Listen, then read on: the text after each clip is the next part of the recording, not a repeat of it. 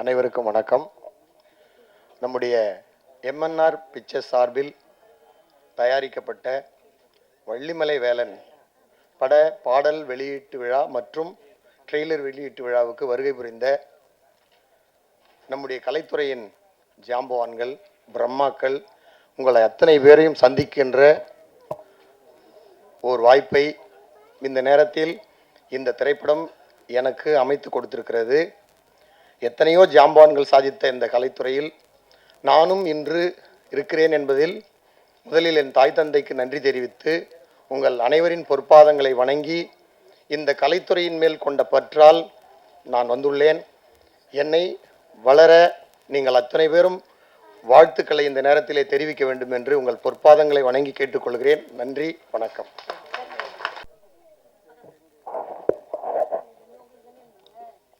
வள்ளிமலை வேலன்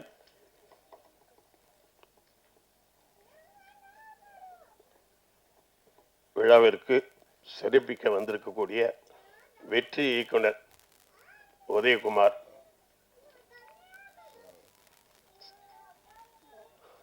நம்ம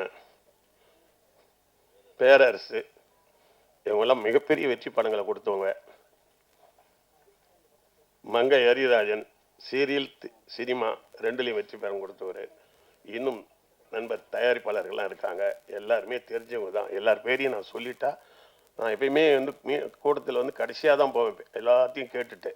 இன்னைக்கு முதல்ல அவசரமாக நான் ஒரு அப்பாயின்மெண்ட்டுக்காக போக வேண்டியதுனால நான் தனித்தனியாக பேர் சொல்ல முடியல. இந்த வெள்ளிமலை வேலன் படம் வெற்றி பெறணும். இது எடுக்கப்பட்டது இங்கன்னு சொல்லி கேள்விப்பட்டேன். நம்ம ஊர் வள்ளிமலை, வேலூருக்கு பக்கத்தில் இருக்கிற வெள்ளிமலையில், அது எங்கள் ஊர் திருவண்ணாமலைக்கு பக்கத்தில் இருக்கிற ஊர். இது இப்போ ஏதோ சில முருகன் சீசன் நினைக்கிறேன். இப்போ அதை ஒரு பக்கம் அரசியல்வாதிகளும் பார்த்தீங்கன்னா முருகன் மாநாடு போட்டுட்ருக்காங்க, மாறி மாறி போடுறாங்க இல்லையா. டெல்லியில் இருக்கிறவங்களாம் கூட விடுறதில்ல முருகனை. அகில உலக ஃபேமஸ் முருகன். இந்த சீசனில் முருகன் பேர் வச்சதுனால அவர் வெற்றி பெறுவார்ன்ற எனக்கு தோணுது. முருகன் தான் இப்போ சூப்பர் ஸ்டார் இந்த சூழ்நிலையில். ஆன்மீகத்திலையும் சரி, அரசியலையும் சரி, சினிமாவுக்கும் வந்துட்டார் அவர். அந்த வகையில் இந்த படம் வெற்றி பெறும். அது போடும்போது, நீங்கள் விளம்பரம் போடும்போது கூட அப்படி ஓரமாக ஒரு வேல் போட்டிருக்கீங்க, அது கொஞ்சம் முருகர் போட கொஞ்சம் ஒன்று போட்டுருங்க ஓரமாக. அதாவது ஆன்மீக படம் மாதிரி இருக்கக்கூடாது, ஆனால் முருகர் ஏதோ உங்கள் எம்பலம் மாதிரி இருக்கட்டும் ஒன்று. அதுக்கு சீசன் இருக்கு இப்போ.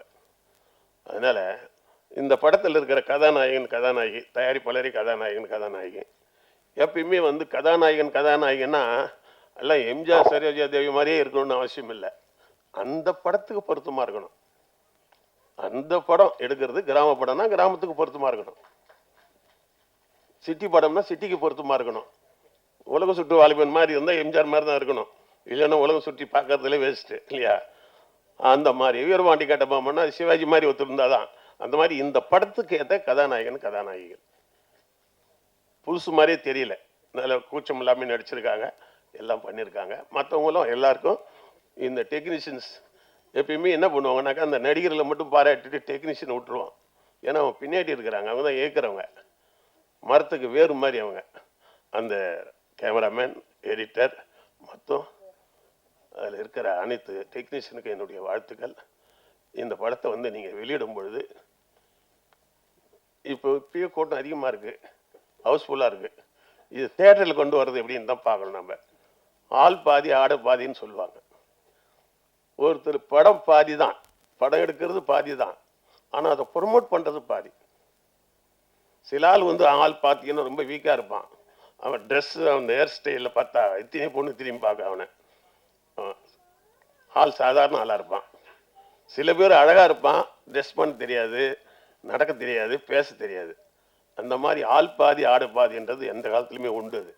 அந்த வகையில் படம் எடுத்தால் பாதி தான். இந்த படத்தை ப்ரொமோட் பண்ணுறது தான் நம்முடைய வெற்றி இருக்குது. இப்போ உதாரணத்துக்கு பள்ளிக்கூடத்தில் 6வது படிக்கிற பசங்களுக்கு ஒரு போட்டி வைப்பாங்க, 8 வரைக்கும் படிக்கிறவனுக்கு ஒரு போட்டி வைப்பாங்க, எஸ்எல்சி வரைக்கும் படிக்கிறவனுக்கு போட்டி வைப்பாங்க. அப்போ ஈஸியாக அந்த பசங்க ஜெயிச்சு வெளியில் வர்றதுக்கு நல்லா இருக்கும். 6லேருந்து எஸ்எல்சி வரைக்கும் எல்லாருக்கும் ஒரே மாதிரி ஓட்டு பண்ணி வச்சா அவன் வீக்காக இருந்தால் கூட எஸ்எல்சி படிக்கிறது தான் ஜெயிப்பான். 6வது படிக்கிறவன் என்னதான் ஒன்றாலும் அந்த பெரிய பசங்க கூட போட்டி போட முடியாது. ஒரு காலகட்டத்தில் இங்கெல்லாம் சில்வர் ஜூபிலி படம் கொடுத்தவர் உதயகுமார்லாம். அவர் படம்லாம் தெரியும் உங்களுக்கு, நல்லா தெரியும் உங்களுக்கு. சார் இந்த இவர் பேரரசு, விஜயகாந்த் எல்லாருக்கும் நல்ல நல்ல படம் கொடுத்தாங்க. இவங்க படங்கள்லாம் மிகப்பெரிய வெற்றி பெற்றது. ஆனால் அதே அவங்கெல்லாம் இப்போ படம் எடுத்து ரிலீஸ் பண்ணால் கூட ஜெயிக்கிறது கஷ்டம். என்ன காரணம்? அப்போ நாங்கள் படம் எடுக்கும்போது என்ன இருந்ததுனாக்கா, பெரிய படங்கள் கூட 250 படத்துக்கு மேலே ரிலீஸ் பண்ண முடியாது. 4000 தேட்டர் இருக்குதுன்னா 250 படம் தான் பெரிய படம் ரிலீஸ் பண்ணோம். நான் ப்ரொடியூசர் கவுன்சிலில் இருந்த பொறுப்பில் இது அண்ணெல்லாம் இருக்காங்க, கேட்டுப்பார். நாங்கள் ரூல்ஸ் கொண்டு வந்து வச்சுருந்தோம். எல்லாரையும் ஒரே நேரத்தில் ரிலீஸ், இது 200க்கு மேலே ரிலீஸ் பண்ணாத. அப்புறம் மீடியமாக படங்கள் 100 தேட்டரு, சின்ன சின்ன படங்கள்லாம் 50 தேட்டர்னு விட்டால் என்ன ஆகுதுன்னா எல்லாருக்கும் தேட்டர் கிடைக்கும். இன்னைக்கு என்ன பண்ணிட்டாங்கன்னா கேட்டை திறந்து விட்ட மாதிரி விட்டுட்டு, ஒரு படம் பெரிய படம் ரிலீஸ் ஆனால் 2000 தேட்டரு, மொத்த தேட்டரு நீயே போட்டா அப்புறம் மீதி பேருக்கு எப்படி தேட்டர் கிடைக்கும்? அப்போ நீ தேட்டர் போடுறாங்க. போட்டு சமீபத்தில் ஒரு வெற்றி தேட்டர் நண்பர், அவர் ஓனர் சொன்னார், ஒரு படம் ஒன்று நல்ல படங்க, சின்ன படம் போட்டேன், 2வது வாரம் நல்லா வந்தது, திடீர்னு ஒரு பெரிய படம் வந்துடுச்சு, அது தூக்கி போட்டேன். அந்த பெரிய படம் வந்துட்டா எப்பயுமே ஒரு பெரிய வசூல் வரும்ன்ட்டு போட்டோம், பார்த்தா அது 2 வாரம் கூட ஓடல, மறுபடியும் அந்த தூக்கி போட்ட சின்ன படத்தை தூக்கி போட்டு அது 4 வாரம் ஓடிச்சுன்றார். இது எப்படி ஆகி போச்சு பாருங்க. ஆக பெரிய படம் சின்ன படங்களை ஒன்றா வர்றதை விட அழிவு சாதாரண விஷயம் இல்லை. அது எப்படின்னா 5 வயசு பையன்கிட்ட வந்து 40 வயசு பயில்வான் சண்டைக்கு போற மாதிரி. ஆக பெரிய படங்கள் வந்து நசுக்காம இருக்கணும்னா, ஒழுங்கா இருக்கணும்னா, கண்டிப்பா வந்து பெரிய படங்கள் சின்ன படங்கள் வெற்றி பண்ணணும்னா, பெரிய படங்கள் வேணான்னு சொல்ல, அது தனித்தனியா வரணும். ஜனவரியில் பெரிய படங்களா வந்ததுன்னா பிப்ரவரியில் சின்ன படம் வரணும், மறுபடியும் மார்ச்சில் பெரிய படம் வந்து அது ஒன்றுக்கு ஒன்று கிளாஷ் ஆகக்கூடாது. இப்போ பெரிய படம் இந்த மாதம் வராது, ரூல்ஸ் அப்படி இருக்குன்னா சின்ன படத்தை கூடுவான் தேட்டருக்காரன், அவனே வந்து தேட்டர் கொடுப்பான், அட்வான்ஸ் கொடுப்பான். நான்லாம் படம் ரிலீஸ் பண்ணும்போது உதயம் தேட்டர் 5 லட்சம், இவங்க 5 லட்சம் கொடுப்பாங்க. இங்கே அண்ணா தேட்டரு, இவங்க சின்ன படம் தான், அண்ணா தேட்டரு, இவங்க அபிராமி எல்லாம் 5 லட்சம் கொடுப்பாங்க அட்வான்ஸ். இப்போ போய் நான் படம் எடுத்து வச்சிருக்கிறேன் கேட்டால் எங்கிட்டே காசு கேட்குறான், அவன் தேட்டருக்கு முன் பணம் கொடுக்குன்னு கேட்குறான். அதே டைரக்டர் தான், அதே இட்டு கொடுத்தது தான். என்ன காரணம்னாக்கா, இப்போ கதவை திறக்கிறோம், பெண்களுக்கு வந்து ஒரு பக்கமாக போங்க, ஆண்கள் ஒரு பக்கமாக போங்க, குழந்தைகள் ஒரு பக்கம். பள்ளிக்கூடம் விட்டாங்க என்ன எப்படி கொடுறாங்க ஸ்கூலில், சில்ட்ரன்ஸ் சின்ன பசங்கள்லாம் விட்டுட்ட பிறகு தான் அப்புறம் பெரிய பசங்களுக்கு டோர் திறந்து விடுறாங்க. ஏன்னா ஒன்றா போனால் சின்ன பசங்களை மெரிச்சிடுவாங்க எல்லாரும். அப்படிலாம் இல்லாமல் மொத்தமாக அப்படியே மாட்டுக்கட்டை ஆடுகட்டை திறந்து விடுற மாதிரி விட்டால் படங்கள் பூரா அழிஞ்சு போயிடும். இப்போ நீ எடுக்கிறது கஷ்டம் இல்லை, இதை ரிலீஸ் பண்ணும்போது நல்ல தேட்டங்களை பார்த்து ரிலீஸ் பண்ணணும். 2வது, இந்த டெக்னீஷியன்ஸுங்களை எல்லாரையும் நான் கேட்டுக்கிறேன், படம் எடுக்கிறது ப்ரொடியூசர் வேலை மட்டும் அல்ல, இந்த படம் நல்லா ஓடணும் எல்லாருக்கும் வாய்ப்பு வரும். நடிகர் நடிகைகள் டெக்னீஷியன்ஸ் எல்லாரும் நீங்கள் இந்த படத்தை ஓட வைக்கிற வரைக்கும் நீங்கள் வேலை செய்யணும். படம் முடிஞ்சது கையை கழுவிட்டு வேலை பார்த்துன்னு போயிடக்கூடாது. ப்ரொடியூசர் அப்புறம் மாட்டிக்குவார். ப்ரொடியூசருக்கு பணம் வந்துச்சுன்னா தான் திரும்ப அடுத்து படம் எடுப்பார், உங்களை எல்லாரையும் மறுபடியும் திருப்பி அந்த டீம் ஜெயிக்க முடியும். அதனால இந்த டெக்னீஷியன்ஸ் எல்லாம் இந்த படத்தை கொஞ்சம் தேட்டரில் போட்டால் கூட அதை ப்ரொமோட் பண்ணி அழகாக டெவலப் பண்ணி மெயிலில் வெற்றியை கொண்டு வரது தான் இருக்குது. பாதி தான் நீங்கள் ஜெயிச்சிருக்கீங்க படம் எடுத்ததில், ஆனால் இதை காசை எடுத்தாதான் நீ வெற்றி பெற்ற மாதிரி அர்த்தம். ஆகவே இந்த காசை திருப்பி எடுங்க. இதுக்கு மறுபடியும் எல்லா இடத்துலையும் பேசும்போது சொல்லுவேன், இந்த சின்ன படங்களை எப்பயுமே தூக்கி விடுறது யாருன்னா பத்திரிகையாளர் தான். அவங்க பருதா போட்டு தூக்கி விட்டுருவாங்க. ஆனால் அவங்களுக்கு ஒரு பாலிசி இருக்குது. பெரிய ஆளுங்கிட்ட சரி ஏதோ பெரிய பெரிய படம் எடுக்கிறங்கிற 2 கவர் கொடுன்னு வாங்கிக்குவாங்க. சின்ன ஆளுங்கிட்ட அதிகமாக டிமாண்ட் பண்ண மாட்டாங்க, தூக்கி விட்டுருவாங்க அவங்க.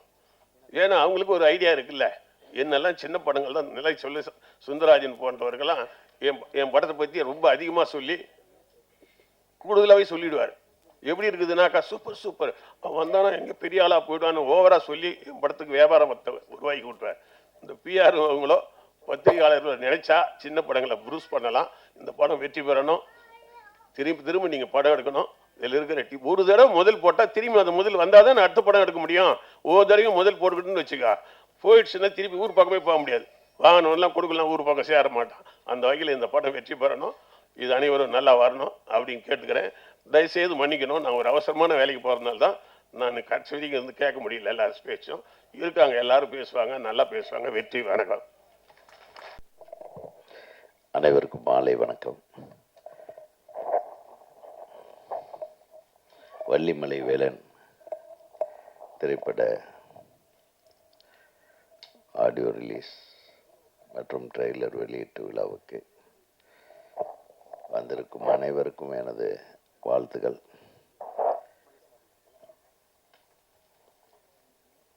நாகரத்தினம் தயாரிப்பு நடிப்பில்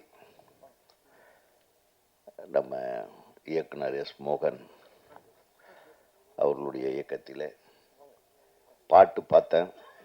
பாட்டு ரொம்ப நல்லா தான் இருக்குது. இந்த அப்பா பாட்டு ரொம்ப டச்சிங்காக இருந்தது. அப்பா பாட்டு எழுதுனது யார்?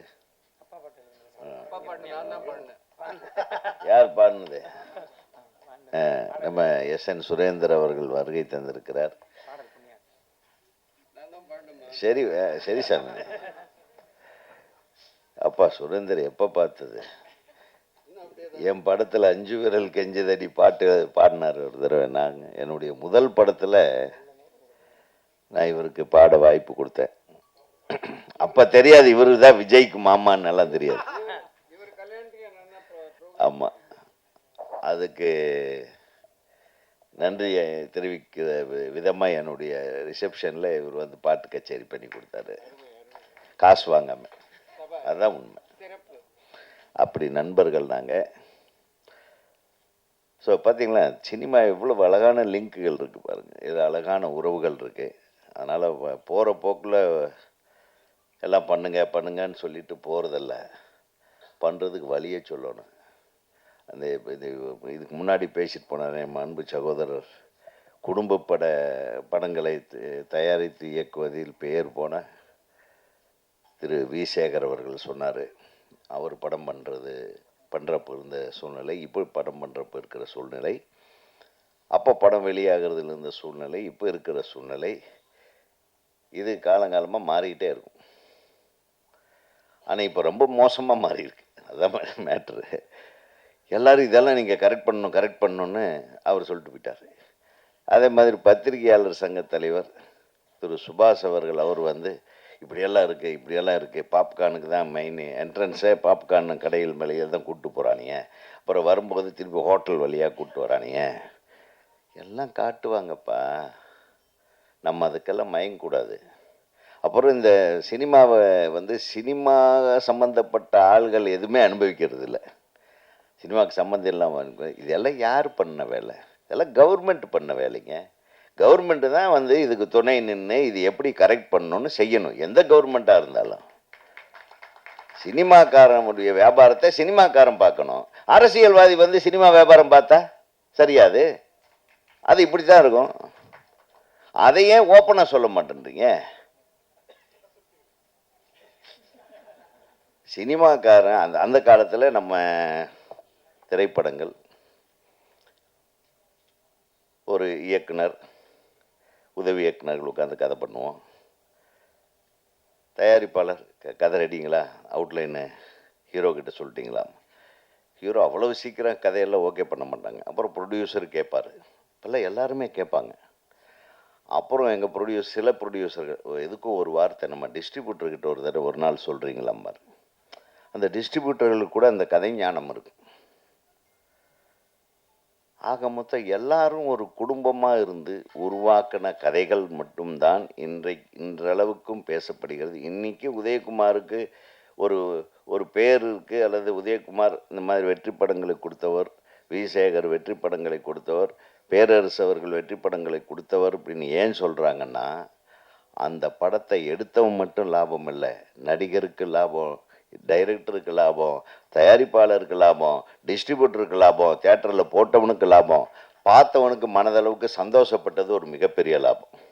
இத்தனை பேர் லாபம் சம்பாதிச்சதுனால தான் அந்த படத்தை எடுத்த இயக்குனரோ, அந்த படத்தை தயாரித்த தயாரிப்பாளரோ, அந்த படத்தில் பணியாற்றிய கலைஞர்களுக்கோ, தொழில்நுட்ப கலைஞர்களுக்கோ இன்றளவுக்கும் பேர் இருக்கிறது. இப்போ இது எப்படி ஈக்குவலாக டிஸ்ட்ரிபியூட் ஆச்சு? அதுக்கு பத்திரிகையாளர்கள் தான் மெயின். ஒரு படத்தை நான்லாம் வந்து சின்ன கவுண்டர் படத்தை எல்லா பத்திரிகையாளர்கிட்டையும் இன்டர்வல் வரையிலும் கதையை சொல்லிட்டேன். எங்கே கூப்பிட்டு பொள்ளாச்சியில் ஒரு ரூம் போட்டு எல்லாத்துக்கும் ஒரு 40 பேர் இருப்பாங்களா? எப்படி நம்ம 20 பாருங்க கணக்காக சொல்கிறாங்க. அத்தனை பேத்துக்கு கதை தெரியும். இன்னைக்கு எந்த டைரக்டராவது ஓப்பனாக கதையை எவனாச்சுக்கிட்டு சொல்ல முடியுமா? சொல்லுங்க. அது யாருக்கிட்ட சொல்லியிருக்கேன்? என்னுடைய பத்திரிகை நண்பர்களை பற்றி எவ்வளவு கண்ணியமானவர்களாக இருந்தோம். அப்போ இன்னைக்கு இல்லையா? இன்னைக்கு ஒரு சிலர் கண்ணியமாக இல்லை. அதனால மற்றவங்க கண்ணியமாக இருக்கிறதா இருக்கக்கூடாதான்னு தெரியாத கன்ஃபியூஷனில் இருக்காங்க. சினிமா எங்கே சரி செய்யப்பட வேண்டுமோ, ஒரு சினிமாவுக்கு அந்த காலத்தில் சொல்லுவாங்க, இந்த பராசக்தியே எடுத்துக்கங்க, ஒரு 10-15 நாள் ஷூட் பண்ணிட்டு இந்த படமெல்லாம் வேண்டாம் அப்படின்னு ஏவி மேயப் செட்டியார் சொல்லிட்டார். சிவாஜி வேண்டாம், இந்த மாதிரி இந்த படத்தை அப்படியே தூக்கி போடுங்க. அப்புறம் இன்னொரு இணை தயாரிப்பாளர், அவர் பேர் என்ன, பெருமாள் முதலியார், அவர் படத்தை பார்த்துட்டு இல்லை சிவாஜி தான் இருக்கணும், இந்த படத்தை திருப்பி எடுக்கணும். அப்படி ஒரு கருத்து மோதல்கள் அதன் விளைவாக ஒரு நல்ல விஷயங்களை, ஒரு நல்ல ரிசல்ட்டை கொண்டு ஒரு படத்தை உருவாக்கின காலங்கள் வேற. இன்னைக்கு தயாரிப்பாளருக்கு என்ன அவங்க படம் எடுக்கிறாங்கன்னு அவங்களுக்கே தெரியல. பெரிய படங்கள் இருக்கிற தயாரிப்பாளர்கள் அப்படி தெரிஞ்சுக்கணும்னு ஆசைப்பட்டாங்கன்னா அவங்க படம் பண்ண முடியாது. புரியுதா? இப்போ யாருக்கு தெரியும்? ஆண்டவனுக்கு தான் தெரியும். சரி, அப்படி இல்லை. சின்ன படங்கள் அவன் அந்த தொப்புள் கொடியிலிருந்து அப்படியே போட்டு வளர்த்து எடுத்து அது எப்படியாவது ஒரு கதை பண்ணணும், இப்படி ஒரு கதை பண்ணோன்னு அவன் தவம் இருந்து கொண்டாந்து அது ஒரு நல்ல படத்தை ஒரு நல்ல தயாரிப்பாளர் கிடைச்சி பல கஷ்டங்களுக்கு நடுவில் ஒரு படத்தை தயாரித்து முடிச்சவனுக்கு தேட்டர் கிடைக்கிறதில்ல. இந்த மாதிரி தேட்டர் கிடைக்காததுக்கு காரணம் என்ன? இந்த டிக்கெட் விற்கிறதுக்கு காரணம் என்ன? ஏன் அது இது எல்லாம் சரிப்படுத்தக்கூடிய ஒரே ஒரு ஆள் சினிமா இண்டஸ்ட்ரியில் அரசாங்கத்தையும் விட தயாரிப்பாளர் தான். இன்றைக்கி அந்த தயாரிப்பாளர் சங்கம் எப்படி இருக்குது பாருங்க, பாவமாக இருக்கு. தயாரிப்பாளர்கள் சங்கம்ன்றது எப்படி இருக்கணும்னா எல்லா சங்கத்துக்கும் தலைமை தாங்கிற ஒரு அற்புதமான அவங்க முடிவு பண்ணுங்க. தயாரிப்பாளர் தாங்க எல்லாத்துக்கும் தலைவர் ஒரு சினிமாவுக்கு. ஒரு மிகச்சிறந்த தயாரிப்பாளர்களாக தான் சொன்னேன். அந்த காலத்தில் நான் எடிட்டிங் பண்ணிட்டு இருந்தேன். சுஜாதாஸ் எடிட்டிங்னு சொல்லுவாங்க. திரு பாலாஜி அவர்கள் இயக்குனர், தயாரிப்பாளர் பாலாஜி அவர்களுடைய ஆஃபீஸு இங்கே எக்மோரில். அப்போ அசிஸ்டண்ட், நம்ம படத்தோட எடிட்டிங்க்கு சுபாஷ் அவர்கள் அசிஸ்டண்ட். அப்போது அவருடைய ரூமை கிராஸ் பண்ணி தான் நான் எடிட்டிங் போவேன். சார், நான் எந்த டைமுக்கு வர்றேன், எந்த டைமுக்கு போகிறேன்னு என் அசிஸ்டன்ஸுகளுக்கு தெரியுதோ இல்லையோ, என் தயாரிப்பாளருக்கு தெரியுதோ இல்லையோ, நான் கரெக்டாக காலையில் 7:30 மணி 8 மணிக்கு அங்கே இருக்கிறேன்னா, உதயகுமார் 8 மணிக்கு வந்துடுவார், அவர்கிட்ட இந்த சாவியை கொடுத்துருன்னு சொல்லி கொடுத்துட்டு போவார் பாலாஜி சார். நான் எதுக்கு சொல்ல வரேன்னு கேளுங்க. ஒரு நாள், சார் என்ன சார் இப்படி, நான் 8 மணிக்கு சரியாக வருவேன்னு உங்களுக்கு எப்படி சார் தெரியும்? நீ உழைப்பாளி, நீ உன் படத்துக்காக எப்படி உழைக்கிறன்றது எனக்கு தெரியும். நான் உங்கள் ப்ரொடியூசருக்கே ஃபோன் பண்ணி சொன்னேன், அவர் 8 மணிக்கு இங்கே தான் இருப்பார், நீங்கள் வாங்க அப்படின்னு சொன்னேன் அப்படின்னு சொல்லுவார். அப்போது அவர்கிட்ட நெருக்கமாக உட்காந்து பேசும்போது தான் தெரிஞ்சுக்கிட்டேன். அவர் ஆஃபீஸில் உட்காந்துருப்பார், அவருடைய படப்பிடிப்பு எங்கேயோ நடந்துகிட்ருக்கும். சிவாஜி, ஜெயலலிதம்மா இவங்கெல்லாம் நடிச்சிட்ருப்பாங்க. ஒரு இயக்குனர்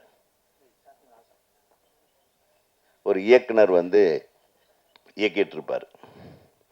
அந்த படம் காலையில் 11 மணிக்கு என்ன காட்சி எடுக்கிறாங்கன்னு அவர் இந்த ரூம்ல இருந்து சொல்லுவார்.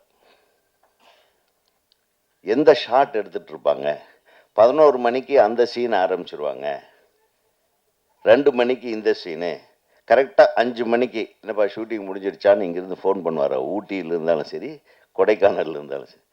எப்படி நான் கரெக்டாக சொல்கிறீங்க? இல்லை, எனக்கு டைரக்டரை பற்றி தெரியும். அவர் கரெக்டாக அந்த டைமில் எடுத்து அந்த டைமில் எத்தனை ஷாட் எடுக்கிறாருன்றது முதல்ல எழுதி கொடுத்துட்டு போகிற டைரக்டர்களும் அதை தெரிந்து கொண்டிருக்கிற தயாரிப்பாளர்களும் இந்த இண்டஸ்ட்ரி. இன்றைக்கி எத்தனை தயாரிப்பாளர்களுக்கு சினிமான்னா என்னன்னே தெரியாத தயாரிப்பாளர்கள் நிறைய பேர் இருக்காங்க. இங்கே மாட்டிக்கிட்டு தெரிஞ்சுக்கணும். இவங்கனால தான் எதுக்கு நம்ம கியூபுக்கு இவ்வளோ காசு கட்டுறோம். கியூபுன்னா என்னன்னே தெரியாத தயாரிப்பாளர்கள் தான் இங்கே இருக்காங்க. ஸோ நீங்கள் பேசுகிறீங்க தம்பி, இது இந்த மேடையில் பேசுகிறது. நீ நேராக தயாரிப்பாளர் சங்கத்துக்கு போயிட்டு அவங்கள எல்லாத்தையும் ஒரு மீட்டிங் போட்டு பாரு. அது ஈசி மெம்பர் இருக்கிறப்ப ஈசி மீட்டிங் நடக்க போகுது. இன்னும் கொஞ்சம் ஒரு பேப்பரில் கூட எழுதி கொடுத்துரு என்னென்ன பேசணும்னு. ஸோ சினிமா காப்பாற்றப்பட வேண்டும். நான் என்ன சொல்ல வரேன்னா, நானும் ஈசி மெம்பராக இருந்தேன் ஒரு 10-15 ஒரு 5 தடவை 4 தடவையோ இருந்தேன். 5ஆவது தடவை இருந்தால் தான் திருப்பி என்னை நிற்க முடியும், இல்லைன்னா நிற்க முடியாதுன்னு சொல்லி என்னை விரட்டி அடிச்சாங்க. நான் ஒருத்தன் தான் கொஞ்சம் குரல் கொடுத்துட்டு இருந்தேன், அதையும் கெடுத்துவிட்டேன். நீ கேட்குறிய இந்த கேள்விகள்லாம் நான் கேட்டது. ஒரு புக் மை ஷோவை ஒரு தயாரிப்பாளர் சங்கத்தில் ஒரு சர்வரை வச்சு நம்ம பண்ண முடியாதா? நம்மக்கிட்ட காசு இருந்தால் இயக்குனர் சங்கம் பண்ணிவிடும், பண்ண முடியும். ஆனால் அதுக்குள்ளே ஒரு சின்ன வியாபாரம் இருக்குது. அந்த புக் மை ஷோவில் விற்கிற டிக்கெட்டில் வர்ற வருமானம், ஒரு டிக்கெட்டுக்கு 30 ரூபாய்னு வாங்குறாங்கன்னு சொல்கிறீங்களே, அந்த 30 ரூபாயில் யார் யாருக்கு கமிஷன் போகுதுன்னு ஒரு கணக்கு இருக்குது. அதெல்லாம் ஓப்பனாக சொல்லக்கூடாது, அசிங்கம். நம்ம மூஞ்சியில் நம்மளே சேர வாங்கி பூசுகிற மாதிரி ஆகிடும். ஸோ இதெல்லாம் நிறைய விஷயங்கள், தீர்க்கப்படாத விஷயங்களை தீர்த்து வைப்பதை விட்டுவிட்டு தேவையில்லாத விஷயங்களை கிளறிக்கொண்டு நமது தயாரிப்பாளர் சங்கம் இந்த மாதிரி கொஞ்சம் சரியில்லாமல், நீங்கள் செயல்பாடு சரியாக இருந்திருந்தால் நாங்கள்லாம் ஜாலியாக இருப்போம். டைரக்டருக்கு வேலையை நான் ஒரு படம் பண்ணேன், கிழக்கு வாசல்னு ஒரு படம். சத்யஜோதி தியாகராஜன் அவர்கள் தயாரிப்பாளர். நம்ப மாட்டீங்க சார், நான் காலையில் 7 மணிக்கு என் கதவை தட்டுவார், நான் குளிச்சுட்டு வருவேன். குட் மார்னிங் உதயம்பார். பார்த்தா ஒரு ஷார்ட்ஸும் பனியனும் போட்டு, எங்கே சார் கிளம்புனேன், நாங்கள் இப்போ தான் லொக்கேஷன்லேருந்து வர்றோம் பார். 6 மணிக்கா? என்ன இல்லை நீங்கள் எந்த லொக்கேஷனில் ஷூட் பண்ணுறீங்களோ அது வரையில் நாங்கள் ஜாகிங் போனோம், நானும் என் பிரதரும். இன்வால்மெண்ட். அவர் அப்படித்தான் சார். இன்றைக்கி 3 சீனா சார்? சொல்ல முடியாது சார், 4 சீனை எடுத்தாலும் எடுப்பேன் சார். 3 சீனே நல்லா எடுங்க சார் அப்படின்ட்டு போயிடுவார். நான் இந்த 3 சீன் எடுப்பேன், 3.5 சீன் எடுப்பேன், 4 எனக்கு அவருக்கு என்ன காட்சிகள் எடுக்கிறோம் அப்படின்றத முதல்லையே படப்பிடிப்புக்கு போகிறதுக்கு முன்னாடியே முழு கதையும் அவர்கிட்ட சொல்லிடுவேன். முழு காட்சியும் சொல்லுவேன். இந்த காட்சி இப்படி தான், இது கொஞ்சம் இது டெவலப் ஆனாலும் ஆகும், இது கொஞ்சம் கம்மியானாலும் ஆகும், ஜாஸ்தியானாலும் ஆகும். எந்த விதமான இடர்பாடும் இல்லை. எவ்வளவு நாள் படப்பிடிப்புன்னு போடுறோமோ அவ்வளவு நாளுக்குள்ளே படப்பிடிப்பை முடிச்சுட்டு கையில் கொடுத்துட்டு வந்துக்கிட்டே இருப்பேன். அந்த மாதிரி இணக்கமான தயாரிப்பாளர்களும் புரிந்து கொண்டு ஒரு படத்திற்கு எவ்வளவு நாட்கள் கால்ஷீட் தேவை, எந்த நடிகரை வைத்து எடுத்தால் எவ்வளவு நாட்களுக்குள்ளே எடுக்க முடியும், எவ்வளவு இரவு காட்சிகள், எவ்வளவு பகல் காட்சிகள், கரெக்டாக கணக்கு போட்டு பண்ணுற டைரக்டர்களும் இருக்கிற வரையும் சினிமா நல்லா இருந்ததுன்னு சொல்ல வரேன். இப்போ நாளைக்கு பிரேக்குன்னா இந்த டைரக்டருக்கும் தெரியாது நாளைக்கு பிரேக் ஆமாவே. ஏன்னா அது வேற யாரோ டிசைட் பண்ணுறான். நாளைக்கு படப்பிடிப்பு இல்லை என்பது சில சமயத்தில் தயாரிப்பாளருக்கும் தெரிவதில்லை, இயக்குனருக்கும் தெரிவதில்லை. வேற யாரோ முடிவு பண்ணுறாங்க. சினிமா யார் கையில் இருக்கணுமோ, அதாவது கேப்டன் ஆஃப் த ஷிப்புன்னு டைரக்டர் சொல்லுவாங்க. இப்போ அவர் ஷிப்பு, அதாவது அது டயர் ஆஃப் த ஷிப்பு கூட இல்லை, இப்போ அது பெஞ்ச் ஆஃப் த ஷிப்பு கூட இல்லை, கேப்டனாக இருக்கிறது எங்கே இல்லையா? ஆக மேடைன்னு கிடைச்சா எல்லாரும் ஏறி ஆளுக்கால் அட்வைஸை பண்ணிட்டு போயிடுறது மட்டும் பிரச்சனை இல்லை. இப்போ அதுதான் நடக்குது. உண்மையாக உட்கார்ந்து இந்த சினிமா நல்லா இருக்கணும்னா ஒரு தனியால் பண்ணக்கூடிய வேலை இல்லை. அனைத்து துறையை சேர்ந்தவரும் ஒற்றுமையாக இருந்து, சுபாஷ் நல்லா சொன்னான், எல்லோரும் ஒற்றுமையாக இருந்தால், முதல்ல ஒற்றுமையாக இருக்கிறது எப்படின்னே நமக்கு தெரிய மாட்டேங்குது. அப்புறம் தானே நம்ம இந்த நம்ம சார்ந்திருக்கக்கூடிய நம்ம தொழிலை காப்பாற்ற முடியும் என்பதை கூறிக்கொண்டு, நிறைய வழிகள் இருக்குது. அதனால தான் நம்ம இந்த தொல்லை தாங்க முடியாமல் தான் நான் படம் எடுக்கலையே தவிர, ஏன்னா நம்மளை நம்பி 10 கோடி போடுறதுக்கு கூட ஆளுங்க இருக்காங்க. சரி போட்டுறான், இதை கொண்டு போய் எங்கே யாருக்கிட்ட கூவி விற்கிறது? அந்த காலத்துலலாம் நம்ம பொண்ணுமணி படம் எடுக்கும்போது நான் பூஜை போட்ட அன்றைக்கி அட்வான்ஸ் கொண்டாந்து கொடுத்துட்டாங்க. நான் பொள்ளாச்சியில் ஷூட்டிங் எடுத்தேன். டெய்லி ஒவ்வொரு டிஸ்ட்ரிபியூட்டர் பணம் அனுப்பிட்டே இருப்பாங்க, படம் எடுத்துகிட்டே இருப்போம். இப்போ யாருக்கிட்ட போய் கேட்பீங்க? அப்புறம் ரிலீஸு எங்கே ரிலீஸ் ஆகுதுன்னே தெரியல இப்போ. நல்ல வேளை இந்த கடந்த ஒரு 10-15 நாளில் ஒரு 25 படம் ரிலீஸ் ஆயிருக்கு. ஏன்னா பெரிய படங்கள் எதுவும் வரல. பெரிய முதலைகள் வந்ததுன்னா இதெல்லாம் திருப்பி எல்லாம் பொட்டிக்குள்ளே போய் ஒளிஞ்சுக்கும். இது ரிலீஸ் பண்ணால் ஒரே வாரத்தில் 10 படம் ரிலீஸ் பண்ணி உங்களை நீங்களே அழிச்சிக்கிறது. எப்படியெல்லாம் கரெக்டாக பிளான் பண்ணுறாங்க பாருங்கள். இனிமேல் சின்ன படங்களே ஓடாது அப்படின்றது அந்த மாதிரியான ஒரு இதை கிரியேட் பண்ணுறதுக்காகவே ஒரு 25 படம் இந்த மாதம் ரிலீஸ். கரெக்டாக நீங்கள் எத்தனை படங்கள் பார்த்துருக்கீங்க? இன்னும் இந்த வாரம் வந்து ஒரு 10 படங்கள் ரிலீஸ் ஆக போகுது. 10-12 படம். ஸோ எப்படி ஓடும் சொல்லுங்கள்? இதையெல்லாம் வரைமுறைப்படுத்துவது யார்? நானா? டைரக்டருக்கு அந்த வேலையா? இல்லை. வேறு யார் பண்ணணும்? தயாரிப்பாளர்கள் தான் உட்காந்து பண்ணணும். தயாரிப்பாளர்களும் விநியோகஸ்தர்களும். அப்புறம் விநியோகஸ்தர்கள்ங்கிறதே இப்போ இல்லை. எல்லாம் கமிஷன் ஏஜென்ட்டுக்கு தான் இருக்காங்க. விநியோகஸ்தர்களே இல்லாமல் ஒரு சினிமா இன்றைக்கி செயல்படுறதுனால தான் நம்ம படத்துக்கு என்ன வருமானம் வருது, நம்ம படம் எந்தெந்த தேட்டரில் ஓடுதுன்னு ஒரு தயாரிப்பாளர் காலையில் இருந்துச்சு பேப்பரை தேடணும். இல்லைன்னா ஃபோன் பண்ணி கேட்குங்க, என் படம் எந்த படத்துலேங்க ஓடுது, அங்கே ஓடுதுன்னு சொன்னாங்க அப்படின்னு.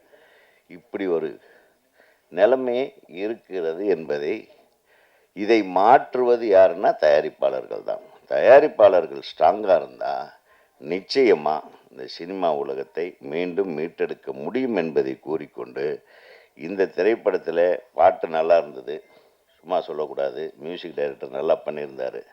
எங்கே அவர் பிரமாதமாக பண்ணியிருந்தீங்க. இப்போ வர்ற சின்ன படங்கள் எல்லாம் மியூசிக் டைரக்டர் பிச்சு உதறாங்க.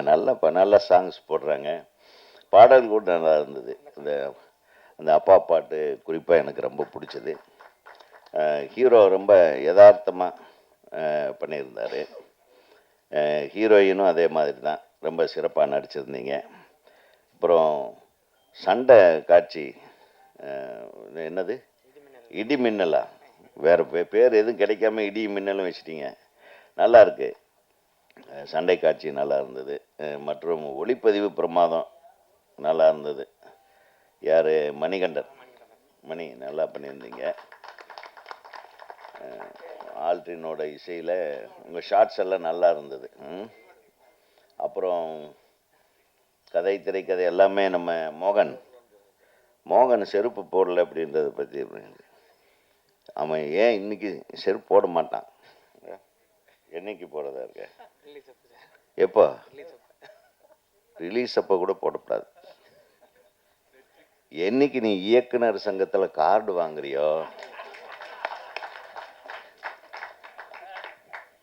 சார், நீங்கள் தமிழ்நாடை விட்டு நீ வெளிநாட்டுக்கு படம் எடுக்க போகணும், ஷூட்டிங்க்கு போகணுன்னா இயக்குனர் சங்கத்தோட கடிதம் இருந்தால் தான் விசா கொடுப்பான். அது நிறைய பேர்த்துக்கு தெரியறதில்ல. நீ ஒரு இயக்குனர்னு போய் வெளியே எங்கேயாச்சும் சொல்லணுன்னா, நீங்கள் ஆந்திராவுக்கு போய் அங்கே ஏதாச்சும் பிரச்சனை வந்ததுன்னா அங்கே சரி உங்கள் டைரக்டர் யூனியன் கார்டை காட்டுங்கம்மா. புரியுதா உங்களுக்கு? நான் சும்மா காமெடிக்காகல சொல்லலை. இயக்குனர் அப்படிங்கிற அங்கீகாரத்தை தமிழ்நாடு திரைப்பட இயக்குனர் சங்கத்திலிடமிருந்து பெற்ற பின்னால் தான் நீ இந்த காலனியை அணிய வேண்டும் என்று. அதுக்கு முன்னாடி மகனே வாய்ப்பே இல்லை ராஜா என்று. என்ன நீ தான் செல்வா வந்து தன்னுடைய நண்பர்களுக்காக இந்த விழாவில் கலந்துருக்காரு. அவர் எஸ்ஏசி சார், எழில் சாரோட மிகப்பெரிய கேமராமேன் அவர். அவருடைய உதவியாளர். அது என்னுடைய படங்களில் கார்த்திக் ராஜா சின்ன கவுண்டர் படத்தில் உதவியாளராக வேலை செஞ்சுருக்காரு. சின்ன ராமசாமி நான் நடித்த படம். அது ஏன் ரிலீஸ் ஆகலாம் கேட்காதீங்க. அது ரிலீஸுக்கு பிளான் பண்ணிகிட்ருக்கோம். ஏன் சுபாஷ்? ஆக அனைவரும் சேர்ந்து ஒரு அழகான வள்ளிமலை வேலன் படத்தை கொண்டாந்துருக்காங்க. அழகாக இருக்குது டைட்டிலு. வி சேகர் சொன்ன மாதிரி இப்போது முருகன் சீசன் தான். கந்தனுக்கு அரோகரா, வேலனுக்கு அரோகரா என்று கூறி இந்த படம் மிகப்பெரிய வெற்றி படமாக அமைய எல்லாம் வல்ல இறைவன் உங்களுக்கு அருள் புரிய வேண்டும் என்று கூறி விடைபெறுகிறேன். நன்றி. வணக்கம். மாலை நேரத்தின் வணக்கம். இந்த வள்ளிமலை வேலன் திரைப்படத்தின் படக்குழுவினர் அனைவருக்கும் என் நன்றியை தெரிவித்துக் கொள்கிறேன். இன்றைக்கி இந்த மேடையிலே ஒரு தயாரிப்பாளர் ஆட்டுக்கொண்டேன். நான் என்னை வச்சு தான் எல்லாமே வந்து பேசியிருக்காங்க. அது நல்ல கருத்து தான் அண்ணன் சொன்னதெல்லாம். நான் வந்து தப்பாக இது பண்ணலை. அது வர வேண்டியது தான், நடக்க வேண்டியது தான். அது இப்போ நான் வந்து கொஞ்சம் இப்போ நான் எனக்கு இங்கே வந்து இப்போ மீட்டிங் வந்து போகணும், ஈசி மீட்டிங்கு. பாண்டிச்சேரி செந்தாமரை கண்ணனா நிறைய பேருக்கு இங்கே தெரியும், சில பேருக்கு தெரியாது. என் பேர் பாண்டிச்சேரி செந்தாமரை கண்ணன். நான் பாண்டிச்சேரி சேர்ந்தவன். அண்ணனெல்லாம் தெரியும். இங்கே மும்மூர்த்திகள் மேலே 3 இயக்குனர்கள் அமர்ந்திருந்தார்கள். 4வதாக எங்களுடைய மங்கை ஹரிராஜன் அண்ணனும் சேர்ந்து பெரிய இயக்குனர்கள் இங்கே இந்த திரைப்பட விழாவிலே கலந்து கொண்டு இருக்கிறதுனால நான் அதிகமாக பேச முடியாது. அனைத்தும் அவங்க அண்ணன் பேசிட்டாங்க. அண்ணா ஒரு கருத்து, தயாரிப்பாளர் சங்கம் நினைச்சா படம் ரிலீஸ் பண்ணுறதையும் இயக்குனர்களும் தயாரிப்பாளர்களையும் உருவாக்கலாம்னு சொன்னீங்க. எல்லா கருத்துக்களும் உண்டு. தயாரிப்பாளர்களை உருவாக்குவது யாருன்னு உங்களுக்கு தெரியுண்ணே. உங்கள் காலங்கள் வேறண்ணே. நீங்கள் எடுத்த படங்கள்லாம் இன்றுக்கும் வைரம் பாய்ந்த மாதிரி. ஆனால் இன்று எடுக்கக்கூடிய தயாரிப்பாளர்களும் இயக்குனர்களும் வர அத்தனை படங்களும் ஈசந்துருண்ணே. உங்கள் படம் இன்னைக்கு போட்டால் கூட இன்னைக்கு எத்தனை பேர் பார்க்கறதுறாங்க. அதே போல் அண்ணன் பேரரசு அண்ணனுடைய படங்களை போட்டால் கூட இன்றைக்கி அத்தனை பிள்ளைங்களும் வந்து தேட்டருக்கு ஏற்ற மாரி உட்காந்து இது தேட்டரை விடுங்க, வீட்டில் உட்காந்து படம் பார்க்குங்க. வி சேகர் அண்ணன் படம் வந்து ஓடுதுனாக்கா வயசானவங்க மதியத்தை தூங்கத்தை கூட விட்டுட்டு தூக்கத்தோடும் விட்டுட்டு உட்காந்து பார்ப்பாங்க. அந்த மாதிரி இன்றைக்கும் அதெல்லாம் வந்து வைரம் பாஞ்ச படங்கள்ண்ணே. ஆனால் நாங்கள் எடுக்கிற படம்லாம் அது கிடையாதுண்ணே. அதனால் வந்து இன்றைக்கி படம் ஓடலைண்ணே. ஏன் எடுக்கலை? ஏன் அது யாருக்கிட்ட? அது வந்து ஒரு இயக்குனர்கிட்ட தான். அதெல்லாம் கிடையாது. நீங்கள் வந்து தயாரிப்பாளர் சொன்ன மாதிரி நான் இயக்குனரில் சொல்லணும். இயக்குனர்களும் தப்பு பண்ணியிருக்காங்க. எங்களுக்கு என்ன தெரியும்? தயாரிப்பா இப்போ ஒன்றும் இல்லைன்னா நீங்கள் சொன்ன மாதிரி ஏதோ ஒரு வேலை செஞ்சுட்டு வராங்க, ஒரு படம் எடுக்கிறாங்க அப்படின்றீங்க. உண்மை அது. எங்களை வராங்க தயாரிப்பாளர், ஒரு தயாரிப்பாளர் உருவாக்குறது யார்? ஒரு இயக்குனர் வராங்க தேடிட்டீங்களே. நான் சும்மா உட்காந்துட்டு நான் ரியல் எஸ்டேட் பண்ணியிருந்தேன். என் வீட்டுக்கு வந்து கதவை தட்டி உன்னை நான் அப்படி பண்ணுறேன் இப்படி பண்ணுறோம், இவ்வளோ கோடி சம்பாடலாம் அப்படியே கோடி சம்பாடலாம்னு சொன்னதெல்லாம் யார்? ஒரு இயக்குனர்.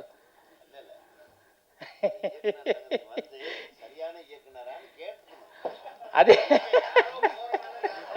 அண்ணா இப்ப நீங்க சொன்ன மாதிரி இயக்குனர்கள் சங்கத்துல இல்லாதவங்க தான் இன்னைக்கு வெளியே சுத்துறாங்க. அது அதனாலதான் உங்களுக்கு தெரியல, எங்களுக்கும் தெரியல. ஆமா, அது வந்து இட்டுன்னு வந்து எங்களை கொண்டு வந்து இங்க ஒரு படம் எடுக்கிறோம் அது எடுக்கிறோம் சொல்லிவிட்டு வேலையை முடிச்சிடுறாங்க. அப்போ வந்து நீங்கள் சொன்ன மாதிரி நாங்களாம் வந்து வியாபாரிகள் தான். உண்மை. இன்னைக்கு அப்படி தான் நடக்குது.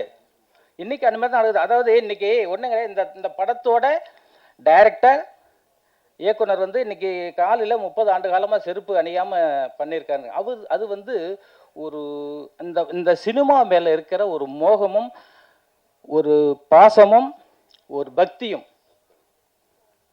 அதனால வந்து அவர் ஜெயிப்பார். ஆனால் இப்போ இருக்கிற அவரை மாதிரி வந்து எல்லாம் இருக்கணும்னு தான் சொல்கிறேன் நான். நீங்கள் யாரும் தப்பாக எடுத்துக்காதீங்க. சில இயக்குனர்கள்லாம் இயக்குனர்னு சொல்லிட்டு வராங்களே கோசம் அவங்க இயக்குனர் கிடையாது. அண்ணன் சொன்ன மாதிரி அவங்க சங்கத்திலும் உறுப்பினரும் கிடையாது. அதனால் நாங்கள் வந்து கஷ்டப்பட்டது வந்து அது வந்து நீங்கள் தயாரிப்பாளர் சரியில்லைன்னு சொன்னீங்கல்ல. ஆனால் இன்றைக்கி ஒரே ஒரு கருத்து, தயாரிப்பாளர் சங்கத்தில் இன்றைக்கி மீட்டிங் நடந்து இப்போ நான் போகணும். அதனால் அண்ணா சொன்ன கருத்துக்கள்லாம் இப்போ நான் போய் கேட்க போகிறேன், நானும் சொல்ல போகிறேன். சிறிய பட தயாரிப்பு இருக்குதுண்ணா. ஆனால் இன்றைக்கி வந்து பெரிய படம் வந்தால் தானே இப்போ தேட்டரை கொடுக்குறாங்க. இன்னும் சின்ன படத்துக்கு அது எந்த தேட்டர் கொடுக்குறாங்க? ஆனால் நாங்கள் கேட்டாலும் அங்கே முடியலண்ணே. எல்லாமே வந்து நீங்கள் சொன்னீங்கல்ல அரசியல்வாதிகிட்ட போயிட்டுன்னு, அப்புறம் எப்படி நாங்கள் கேட்க முடியும்? இல்லை சொன்னீங்க, பேசுறது தான் சொல்கிறேன் நான். அவர் ஒரு இயக்குனர் வந்து அரசியல்வாதி சொல்லுங்க. அதாவது என்னன்னு கேட்டீங்கன்னா, இன்னைக்கு வந்து தேட்டர் வந்து கிடைக்கிறதுக்கு ரொம்ப கஷ்டம்தான் சிறிய படத்துக்கு. நான் என் படத்தையே வந்து நீ அண்ணன் சொன்ன மாதிரி இப்போ வி சேகரான்னு சொன்ன மாதிரி ஒவ்வொரு தேட்டராக போய் என் படத்தை பணம் கொடுத்து நான் போட்டேன். அதில் வந்து பணம் கொடுத்ததுன்னு பார்த்தீங்கன்னாக்கா சாந்தி தேட்டரில் மாப்பிள்ளை மட்டும்தான் எனக்கு கூட்டு பணம் கொடுத்தாரு, செக் கொடுத்தாரு. மற்ற எந்த தேட்டரிலும் லாஸ்ன்ட்டாங்க. நீங்கள் எந்த கணக்கு வச்சு பார்ப்பீங்க?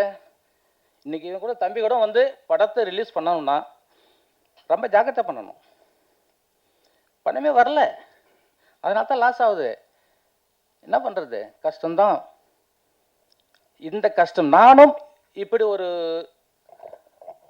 செயலில் வந்து எப்படி மாட்டேன்னு கேட்டிங்கன்னா, நான் ஒரு தொழிலதிபராக இருந்து நான் ஒரு நாளைக்கு ஒரு 100 பேருக்கு வேலை கொடுக்கணும், ஒரு 100 பேருக்கு சாப்பாடு போடணுன்ற ஒரே ஒரு எண்ணத்தில் தான் நான் வந்து என்னுடைய குறிக்கோள் இருந்தது.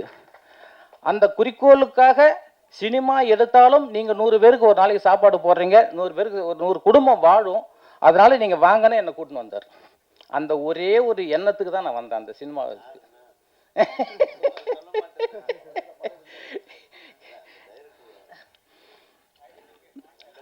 இட்டுன்னு வந்து படத்தை என்னை இட்டுன்னு வந்து ஆசைகளை காட்டி இந்த சினிமாவில் விட்டு, சினிமா வந்து கொண்டு வந்து தயாரிப்பாளர்னு நான் என்ன சொல்லி தயாரிப்பாளர் சங்கத்தில் போய் லெட்டர் வாங்கிக்கணும், அவன் பேரில் படம் எடுக்க போட்டான், இது சென்சார் வாங்க போட்டான்.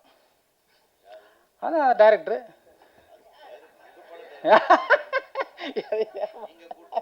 தண்ணி கொடுப்பா. நான் அது அன்னைக்கு இருந்த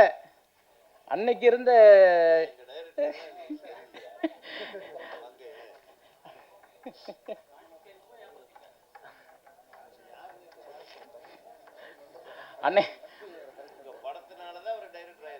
ஆமாம், அதான் உண்மை. இல்லை அவர் ஒன்றும் பண்ணிருக்க முடியாது. அதுக்கப்புறம் நான் வந்து தயாரிப்பாளர் சங்கத்தில் லெட்ரு கொடுத்து, அதுக்கப்புறம் வந்து எல்லாம் என்னை கூட்டி வச்சு எஸ்எஸ் நம்ம ராவுத்தர் தான் அண்ணன் தான் வந்து அன்றைக்கி அட்டாக் கமிட்டி தலைவர் தான் அந்த டைமில் கேஆர்ஜி இருந்தாருங்க. அவங்கெல்லாம் கூட்டு ஒரு 25 தயாரிப்பாளர்கள் உட்காந்து அன்னைக்கு வந்து நடந்ததை கேட்டுட்டு, அதுதானா தயாரிப்பாளர் சங்கம். ஒரு 15 ஆண்டுகளுக்கு பிற்பாடு தயாரிப்பாளர் சங்கம் இல்லை என்னை பொறுத்தவரையிலும். அன்னைக்கு இருந்தால் தயாரிப்பாளர் 25 பேர் உட்காந்துட்டு 2 பேரையும் உட்கார வச்சு 2 பேர்கிட்ட பேசி தீர்த்துட்டு எங்கள் 2 பேரும் வெளியே போக சொல்லிட்டாங்க. அதுக்கப்புறம் ஒரு தடவை கூட்டாங்க, கருத்துக்களை கேட்டாங்க, மறுபடியும் 2 பேரும் கூட்டாங்க. கூட்டு இன்னும் நீ எத்தனை பேரை கெடுக்கிறதுக்கு இங்கே வந்துருக்கிற, சினிமாவே கெடுக்கிற, இந்தமாரி தயாரிப்பாளரில் வந்து புதுசாக லைட்டாந்து கெடுக்காத, இது வந்து நமக்கு கெட்ட பேர், அவருக்கு எழுதி கொடுத்துட்டு வெளிப்பட அப்படின்ட்டாங்க. அதுக்கப்புறம் தான் நான் வந்து ஒரு தயாரிப்பாளரான அவன் எழுதி கொடுத்த பிற்பாடு. ஆமாண்ணே, எடுத்துட்டு இருக்கிறோம். ஏன் நீங்கள் வர்றது இருக்குங்களா தம்பி? சினிமா வந்து உண்மையாகவே சினிமான்னு தெரியாத ஒருத்தன் வந்து, ஆனால் சினிமா இருக்கும், இருந்தது தான். சினிமா வந்து கற்றுக்கிட்டு தான் வந்துடும். நானுங்களாம் வந்து இப்போ தம்பி வந்து ஏதோ ஒரு பள்ளிக்கூடத்தில் கூட நீ ஒரு நாடகத்தில் நடிச்சிருப்பேன்னு பார்த்துக்கிறேன். அதனால தான் நீ இந்த சினிமாவுக்கு வந்திருக்கிற ஆர்வம். இல்லைன்னா சினிமாவுக்கு வர முடியாது. நாங்களாம் சின்ன வயசில் கூத்தாடிட்டு ட்ராமா ஆடிட்டு அந்த ஈர்ப்பு தான் என்ன சினிமாவில் கொண்டாந்து விட்டுது. இன்னைக்கு அந்த சினிமாவில் ஒரு தயாரிப்பாளர் சங்கத்தில் ஒரு செயற்குழு உறுப்பினராக இந்த சினிமா தான் வளர்க்குது. இந்த சினிமா தான் உங்களையும் வளர்க்குது. இந்த சினிமா தான் அனைத்து பேரும் வளர்த்துது. சினிமா தான் எல்லாரையும் வளர்க்கும்.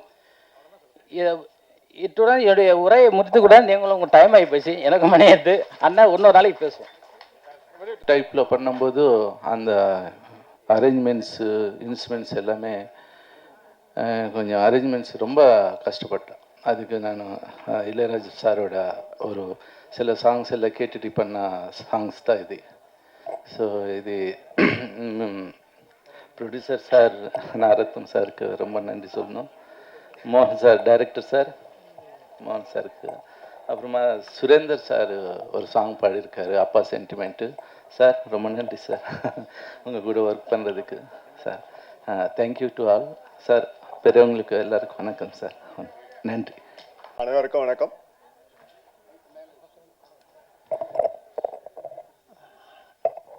அனைவருக்கும் வணக்கம். மைக்கை சரி பண்ண எங்கள் அண்ணனுக்கு முதல் நன்றி. நாங்கள் 2 பேருமா ஃபஸ்ட்டு மேடையில் உட்காந்துருக்கிறது என்னோட லைஃப் டைமில் இது ஃபஸ்ட் டைம் நினைக்கிறேன்.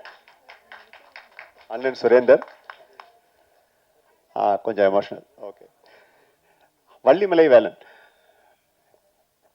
இந்த டைட்டில் வந்து மிஸ்டர் நாகரத்னம் கொண்டு வரும்போது அந்த அந்த நேரம் தான் வந்து முருகனை பற்றி எல்லா வேலைகளும் நடக்க ஆரம்பிச்சது. அந்த நேரத்தில் ஒரு டைட்டிலை கொண்டு வரும்போது நான் சொன்னேன், ஒரு வித்தியாசமான டைட்டில் கொடுக்குறீங்க, ரொம்ப பேசப்படுற ஒரு டைட்டிலாக மாறும் இது. இருந்தாலும் இதில் நீங்கள் படம் பண்ணுறது வந்து அதுக்கேற்ற மாதிரி ஒரு கதை பண்ணிங்கன்னா உண்மையாக நல்லாயிருக்கும் அப்படின்ற மாதிரி அவர்கிட்ட பேசினேன். அவர் ஜஸ்ட் ஒரு 3-4 மினிட்ஸ் அந்த கதையோட ஒரிஜினல் சொன்னார். ஒரு உண்மை சம்பவத்தை எனக்கு சொல்லியிருந்தார். சொல்லும்போது அப்போவே இந்த படத்தை எந்த இடத்துல பண்ண போகிறீங்க அப்படின்னு, எங்கள் ஊர்லேயே தான் சார் பண்ண போகிறேன் அப்படின்னாரு. ரொம்ப சந்தோஷமாக இருந்தது. ஏன்னா நாகரத்னம் சாரை வந்து எனக்கு கிட்டத்தட்ட ஒரு 7-8 வருஷமாக பழக்கம். அப்போவே அவர் அவங்க ஊரில் ஒரு நாடக நடிகர் 12 வருஷம். பாருங்க, நான் கொஞ்சம் கம்மியாக சொல்லிட்டேன். ஏன்னா நான் ஒரு படத்துக்காக அவங்க ஊருக்கு போயிருந்தேன், வேட்டையாடுன்னு ஒரு படம், அதுக்காக போயிருந்தேன். அந்த இடத்துல அவரை சுற்றி அந்த ஊர் மக்கள் அவரை ரொம்ப குழந்தை மாதிரி வச்சுருக்காங்க. எங்கே போனாலும் அவரை நாகரத்னம் பேர் சொன்னாவே என்ன வேணும்னு கேட்குற அளவுக்கு ஓடி வந்தாங்க. அப்போ அது ரொம்ப சந்தோஷமாக இருந்தது. ஏன்னா ஒரு ஊரில் ஒருத்தர் செல்வாக்கோடு வாழுறாரு அப்படின்னா அவருடைய செல்வாக்கை வந்து நம்ம எந்த அளவுக்கு பயன்படுத்தணுமோ அதை பயன்படுத்திட்டு வெளியே வந்துடணும். அவர் பேரை கெடுக்கிற மாதிரி நம்ம எதுவும் பண்ணிடக்கூடாதுன்ற பயம் எங்களுக்கு இருந்தது. அந்த சமயத்தில் அவருக்காக நாங்கள் அந்த ஊரில் போய் ஒர்க் பண்ணிட்டு வந்தோம். அதுக்கப்புறம் இப்போது நாங்கள் வந்து All India Film Chamber of காமர்ஸ்ன்னு சொல்லிட்டு ஒரு கம்பெனி ஸ்டார்ட் பண்ணியிருக்கோம். அது 9 ஸ்டேட்டில் இங்கேருந்தே நம்ம சென்சார் பண்ணுற அளவுக்கு முயற்சிகள் நடக்குது. ரெண்டாவது மிஸ்டர் வள்ளிநாயகம் சார், ஜட்ஜி வள்ளிநாயகம் தலைமையில் இந்த நிறுவனம் நடந்துகிட்ருக்கு. அதில் பதிவு செய்த முதல் தயாரிப்பாளர்களில் மிஸ்டர் நாகரத்னம் சாரும் ஒருத்தர். இங்கே வந்து நம்மளுக்கு இந்த டைட்டில் பிரச்சனையோ இல்லை தயாரிப்பாளர்கள் பிரச்சனையோ வர்றதுக்கு சான்ஸே இல்லை. எதுவாக இருந்தாலும் கம்பெனி மூலயமா, இது வந்து சென்ட்ரல் போர்டு இன்கார்பரேட் கம்பெனி மூலயமா செய்கிறதுனால இப்போ இவங்க பேசின அத்தனை விஷயங்களும் எனக்கு பதிவாகிட்டு இருக்கு. இந்த விஷயங்கள் அத்தனையும் நம்ம பேசிட்டு தான் இருக்கிறோம். இந்த எலெக்ஷன் அது இதுன்னு அரசியல் கொஞ்சம் சூழ்நிலைகள் போயிட்டு இருக்கிறதுனால எங்களால் டக்குன்னு உள்ளே போக முடியல. அடுத்து மிஸ்டர் மோகன், நான் ஒரு 40 வருஷமா இந்த இண்டஸ்ட்ரியில், சினிமாவுக்கு வந்து இண்டஸ்ட்ரியில் இருக்கேன்னா இவரோட நான் ஒரு 30 வருஷமா ட்ராவல் பண்ணுறேன். இங்கே அவங்க பேசின செருப்பு சம்மந்த விஷயத்தையே நான் வந்து உதயகுமார் சார்கிட்ட, சார் இவன் வந்து செருப்பு போட மாட்டான், அதை பற்றி கொஞ்சம் எடுத்து சொல்லுங்க அப்படின்னு. என்ன விஷயம்னு கேட்டார். சார்கிட்ட சொன்னேன், சார் இந்த மாதிரி ஒரு வைராக்கியத்தோடு உள்ளே வந்திருக்காப்புல, அது நிவர்த்தி செய்கிற வரைக்கும் நான் போட மாட்டேன்னு சொன்னார். ஆனால் அது மாதிரி வாழ்ந்துட்டு இருக்க ஒரு நல்ல இதயம் கொண்ட மோகன். இவர் போய் என்ன பண்ணார், என்னோட உதவியாளராக இருக்கும்போது யூனியனில் போய் கேட்குறாரு, இந்த மாதிரி கார்டு வேணும் அப்படின்னு சொல்லி கேட்டார். நான் லெட்டர் கொடுத்தாச்சேன். அந்த இடத்துக்கு போகிறாரு. அங்கே போனோன்னே அவங்களுக்கு பல பேர் பல கொஸ்டின் கேட்குறாங்க. அப்போ அவர்கிட்ட சொன்னாங்க, சார் அவருக்கு கொஞ்சம் படிப்பெல்லாம் கம்மியாக இருக்குது, அவர் எப்படி பண்ணுவார் அப்படின்லாம் கேட்டாங்க. நான் சொன்னேன், நீங்கள் அதெல்லாம் கேட்காதீங்க, கேமராவை பற்றியோ லைட்டை பற்றியோ கேளுங்க. எந்த விஷயமா இருந்தாலும் துல்லியமாக சொல்லக்கூடிய ஒரு ஆள் இன்னைக்கு என்சைக்ளோபீடியா வந்து மோகன். எல்லாத்தையுமே நுணுக்கமாக தெரிஞ்சு வச்சுக்கிற ஒரு கலை ஆர்வம் உள்ள ஒரு மனிதன். என்னுடைய உதவியாளராக இருந்து இப்போ இயக்குனராக வந்திருக்காருன்னு நினைக்கும் போது எனக்கு ரொம்ப ரொம்ப சந்தோஷமா இருக்கு. மேடையில் உட்கார்ந்திருக்கும் கலையுலக ஜாம்பவான்களுக்கும் பத்திரிகை ஊடக டிவி நண்பர்களுக்கும் மனமார்ந்த நன்றி. வள்ளிமலை வேலன் இந்த படத்தில் மேடம் எதை சொல்லிட்டு போனாங்க, நிறைய பேரை சிரிக்க வச்சிருப்பேன்னு சொல்லியிருப்பாங்க. பட் இதில் அது நடந்திருக்கிறதுக்கு வாய்ப்பு இல்லை. ஆமாம், இப்படி இயக்குனர் மோகன் சார் வந்து நான் ஒரு ஸ்டண்ட் நடிகராக ஆரம்பித்து ஒரு 2வது படமாக 3வது படத்தில் இருந்தோ அவருடைய நண்பராக இருக்கார். நான் ஒரு ஸ்டண்ட் நடிகராக இருந்து அவரை பார்த்துக்கிட்டு இருக்கேன். ப்ளஸ் ஹீரோ, ப்ரொடியூசர், ஹீரோ அவரையும் ஒரு 10 வருஷமாக எனக்கு தெரியும். பட் இந்த படத்தினுடைய டைட்டிலில் அந்த வள்ளி அப்படிங்கிற பேரோட நான் ஜாயின் பண்ணியிருக்கேன், அவ்வளோதான் சொல்லலாம். இந்த படத்தில் நான் என்ன கேரக்டரில் நடிச்சிருக்கேன்னு இயக்குனர் தான் சொல்லணும். ஏன்னா அவர் 250-300 படம் நடிச்சிருந்தாலும் கூட சில படத்தில் ஆசைகள் நிறைவேறும், சில படத்தில் தேவைகள் நிறைவேறும். ஒரு கண்டெம்ட்டுக்காக சொல்ல, வடிவேலண்ணன் கூட நடிக்கும் போதெல்லாம் வந்து கூப்பிட்டு சொல்லுவார், டேய் இந்த படத்தில் ஒரே ஒரு சீன் இருக்குது அது பண்ணுறியா, இல்லை ஒரு 10 நாள் ஒர்க் இருக்குது அது பண்ணுறியான்னு கேட்பார். ஒரு சீன் நடிச்சின்னா நீயா நானும் ஈக்குவலாக இருக்கும், ஆனால் சம்பளம் ஒரு நாள் சம்பளம் தான் வரும். 10 நாள் நடிச்சின்னா நல்ல சம்பளம் கிடைக்கும், ஆனால் அண்ணே வாங்கண்ணே போங்கண்ணே கூட வரும் போகும், அது கண்டெம்ட் பெருசாக இருக்காது. நீ எதை எடுத்துக்கிறியோ அதை நீயே எடுத்துக்கோ அப்படிம்பாரு. அதனால் என்னுடைய ஆசைகள் மட்டும்தான் எடுத்துக்குவேன், தேவைகளை எடுத்துக்கல. அதனால தான் நான் நிறையா சம்பாதிக்க முடியல. அதனால தான் இன்றைக்கி நான் 25 வருஷம் தாண்டி ஓடிக்கிட்டு இருக்கேன். நான் தேவைகளை எடுத்திருந்தேன் அப்படின்னா நான் ஏதோ வீடு வாசல் வாங்கி செட்டில் ஆகியிருப்பேன். பட் இன்றைக்கி என்னுடைய ஆசைகள் மட்டும் எடுத்ததுனால இன்றைக்கும் இளம் கலைஞர்களோடு நான் ஓடிக்கிட்டு இருக்கான ஒரு நல்ல ஒரு வாய்ப்பாக கிடச்சிருக்கு. அதனால் இந்த படத்தினுடைய யூனிட்டை பற்றி சொல்லணும்னா ரொம்ப அருமையான யூனிட்டு, திட்டமிட்டு செயல்படக்கூடிய ஒரு நல்ல யூனிட். ஏன்னா இன்றைக்கி இத்தனை சீன் எடுக்க போகிறோம் அப்படின்னா அதை கரெக்டாக பிளான் பண்ணி, அது அனுபவம், அவருடைய அனுபவம், அது மோகன் சாராக இருக்கட்டும், அவருடைய இந்த படத்துடைய கேமராமேன் மணிகண்டன் சாராக இருக்கட்டும். மணிகண்டன் சாரை பற்றி சொல்லணும்னா, கேமராமேன் பற்றி சொல்லணும்னா அவர் சின்ன ஒரு வாசி தான். இன்றைக்கும் நான் ரொம்ப கூச்ச சுபாவம் உள்ளவன். நான் ஒரு ஃபைட்டுன்னு வெளியில் சொன்னால் கூட ரொம்ப கூச்ச சுபாவம் உள்ளவன் தான். ஒரு 5-6 பேர் வரிசையாக நிற்கணும் அப்படின்னா கூட நான் 6 பேர்த்துக்கு பின்னாடி தான் நிற்பேன். எல்லாம் வந்து நில்லுங்கண்ணே, ஆர்டிஸ்ட்லாம் வந்து நில்லுங்கண்ணே, 6 பேர்த்துக்கு பின்னாடி தான் நிற்பேன். ஒரு மானிட்டர் போனதுக்கப்புறம் அண்ணே முத்துக்கால் நான் காணும் அப்படிம்பார்.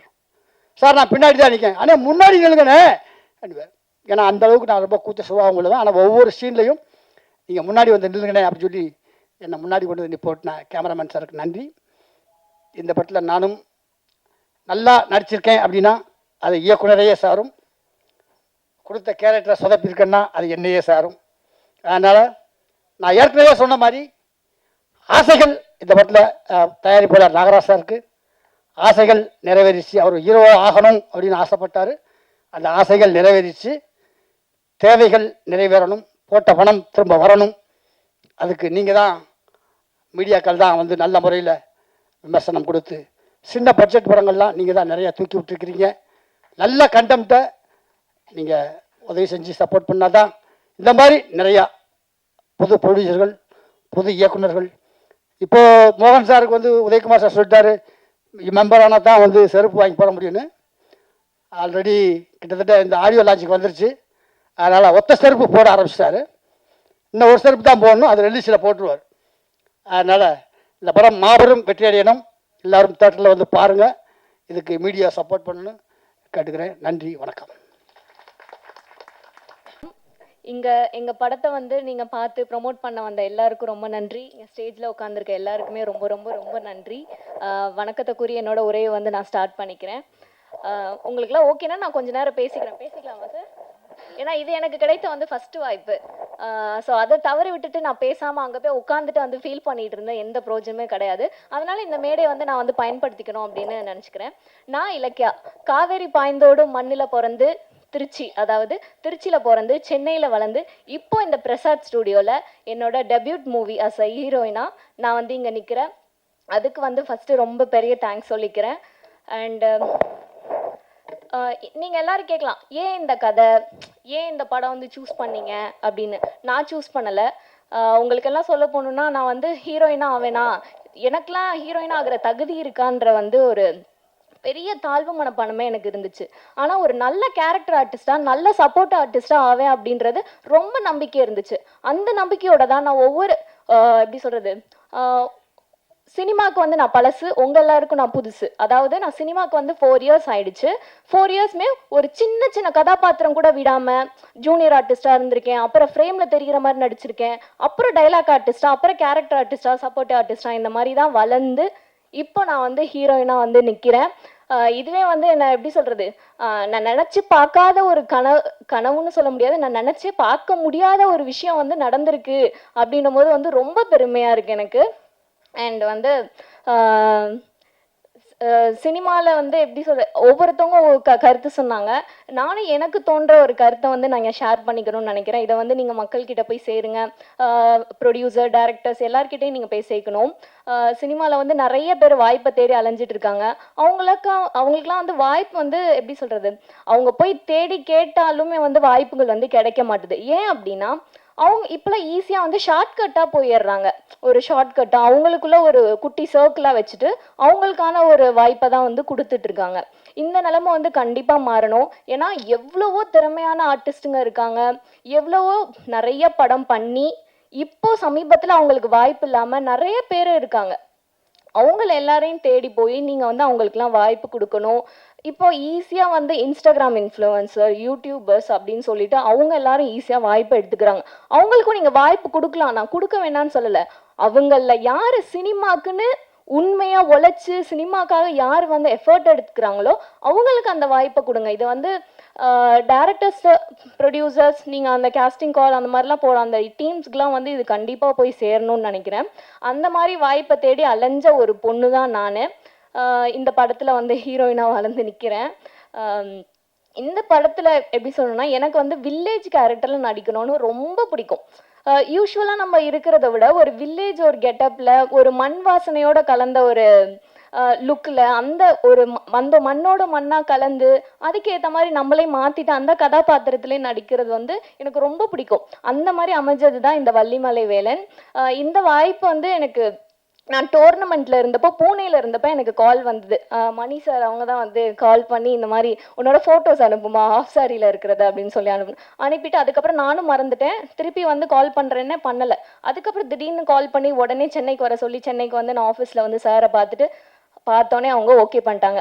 என்னோட குறையை வந்து நான் சொல்லிக்கணும்னு நினைக்கிறேன். அந்த குறையினால வந்து எனக்கு நிறைய வாய்ப்பு வந்து தட்டி கழிச்சு போனது. நான் ரொம்ப குட்டியாக இருக்கேன்னு சொல்லி, ஷார்ட்டாக இருக்கேன் அப்படின்னு, உனக்கு திறமையெல்லாம் இருக்குமா ஆனால் நீ ஷார்ட்டாக இருக்க அப்படின்னு சொல்லிட்டு நிறைய ரிஜெக்ஷன் எனக்கு வந்திருக்கு.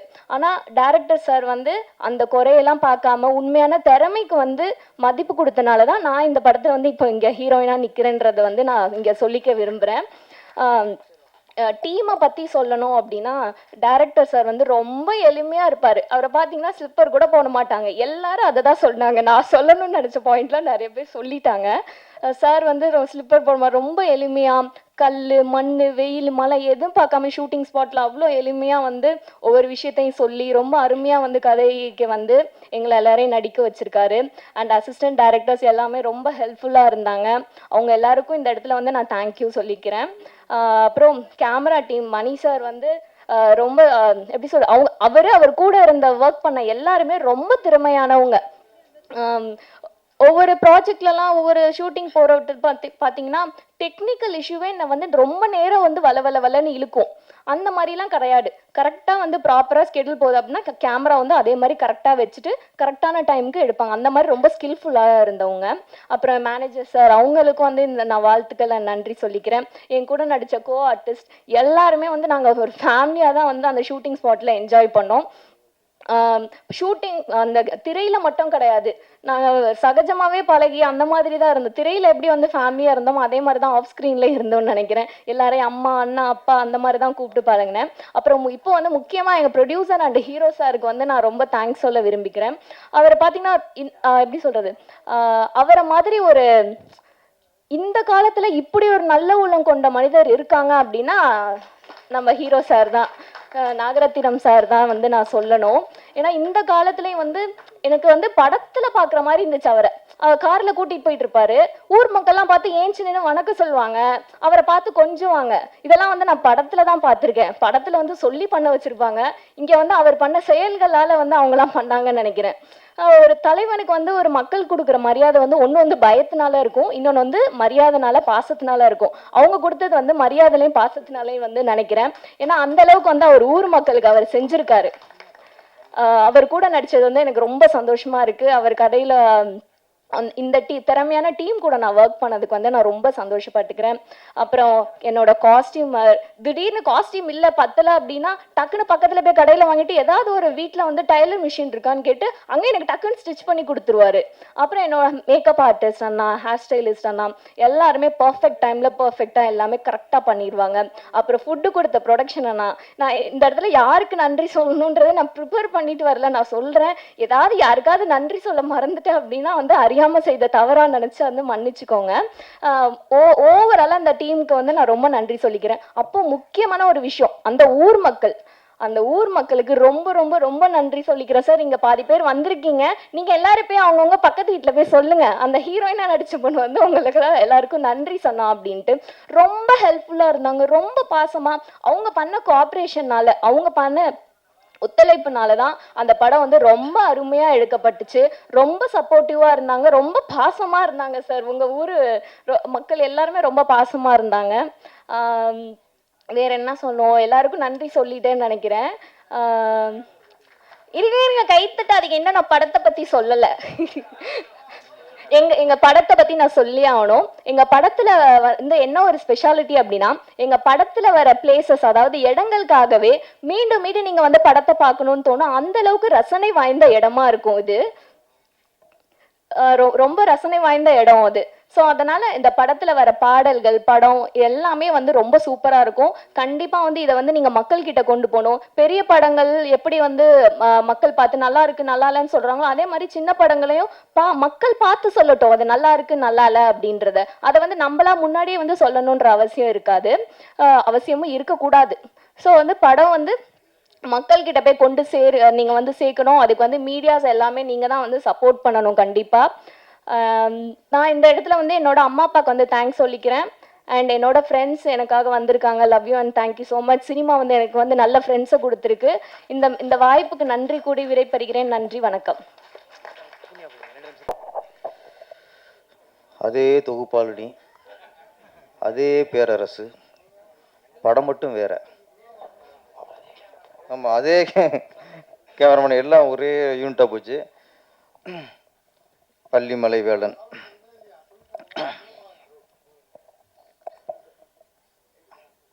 எப்போவுமே நம்ம எதிர்பார்க்குறது தான். ஆர் உதயகுமார் சார் கொஞ்சம் அதிகம் பேசுவார், பிசிஆர் சார் அதை விட அதிகம் பேசுவார். இது எப்போ எதிர்பார்த்தது தான். ஹீரோனி இவ்வளோ பேசுவாங்கன்ட்டு எதிர்பார்க்கல, ஷாக் ஆகிட்டேன். எல்லாம் வருவாங்க, வாய்ப்பு கொடுத்த பிடிச்சதுக்கு நன்றி, டைரக்டருக்கு நன்றி, மீடியாக்கெல்லாம் நீங்கள் தான் எங்களை அங்கே கொண்டு சேர்க்கணும், மக்கள்கிட்ட சேர்க்கணும், எல்லாருக்கும் நன்றி, இவ்வளோதான் பேசுவாங்க. நீங்கள் சீக்கிரம் அரசியல் போயிடலாம், இன்னொரு தெளிவாக பேசுகிறீங்க. ஓகே, உங்களுடைய கான்ஃபிடண்ட்டுக்கு வாழ்த்துக்கள். அந்த உயரம் வந்து இங்கே பிரச்சனை இல்லை, பொய்யா சொல்லிப்பாங்க. அது அப்படி சொல்லுவாங்க சினிமாவில்.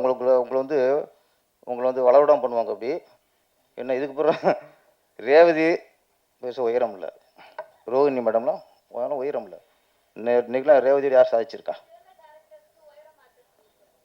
அதை சொல்கிறேன். அதெல்லாம் மைண்டில் வைக்காதீங்க.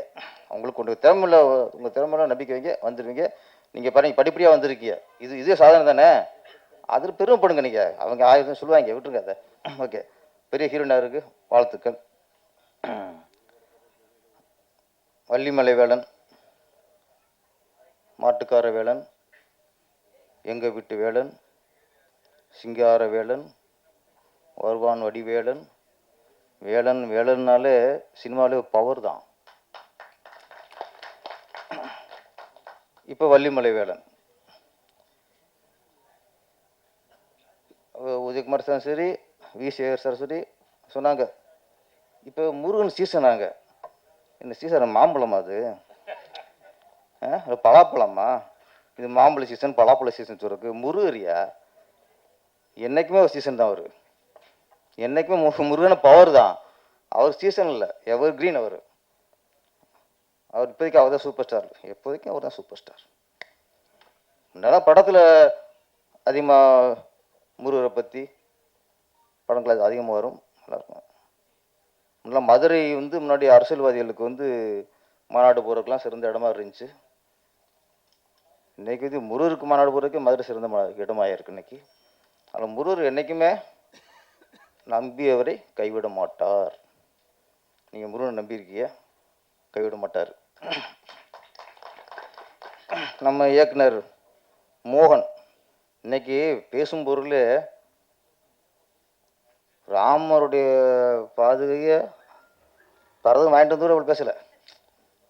இன்னைக்கு வந்து இவர் செருப்பு போட்ட விஷயத்த இன்னைக்கு பெரிய டாப்பிக்காக போயிடுச்சு. ஆனால் அதிசயம்தான். ஒரு லட்சியம், ஒரு கொள்கை, இதை அடைவன்னு சொல்கிற நம்பிக்கை உள்ளே வந்து அதை செய்வான். நம்பிக்கையில் செய்ய மாட்டான். அதை சாத்து சூழலாம் போடுவான். நம்மளால் முடியும், அது வரைக்கும் செருப்பு போட மாட்டேன். அப்படின்னா அந்த நம்பிக்கை உங்களுக்கு, நீங்கள் டைரக்டர் ஆகிட்டீங்க சார். என்னைக்கு கதை திரைக்கதை இயக்கம் எஸ் மோகன் அப்படின்னு இருந்துச்சோ அப்போவே உங்களுக்கு முருகன் உங்களுக்கு எஸ் சொல்லிட்டாரு. அதான் நீங்கள் எஸ் மோகன். நான் சொல்கிறேன், நீங்கள் 30 வருஷமாக அந்த செருப்போட காரணம் என்ன தெரியுமா? முருகர். நீங்கள் வச்சுருக்க டைட்டில் வள்ளிமலையை நோக்கி நீங்கள் போகணும். அது வந்து ஒரு யாத்திரை. அந்த யாத்திரையில் போகும்போது யாரும் செருப்பு போட மாட்டாங்க. அப்போ நீங்கள் இந்த வள்ளிமலை முருகரை நோக்கி நீங்கள் யாத்திரையை 30 வருஷமாக பண்ணியிருக்கீங்க. 3 மாதமாக செருப்பு போடாமல் யாத்திரை பண்ணாலே முருகர் அப்படி பண்ணுவார், தூக்கி வைப்பார். 30 வருஷமாக நீங்கள் முருகர் நோக்கி யாத்திரை பண்ணியிருக்கீங்க. கைவிட மாட்டார் சார். முருகர் வந்து கைவிட மாட்டார். வள்ளிமலை ஹீரோ அவருடைய கிராமத்து நாயகன். ஆமாம், அவரே தயாரிப்பு, அவரே கதாநாயகன். அந்த கிராமத்துக்கான தோற்றம், கதைக்கான உருவம் எல்லாம் கரெக்டாக இருக்குது. நீங்கள் நல்லா இருக்கீங்க மேடம். அந்த கேரக்டருக்கு ஏற்ற மாதிரி எங்கள் ஊரில் நிறைய வள்ளி திருமணம் நாடகம் போடுவாங்க. திருவிழா வந்துட்டா போதும், வேறு எந்த நாடகமும் இல்லை, வள்ளி திருமணம் நாடகம் போடுவாங்க.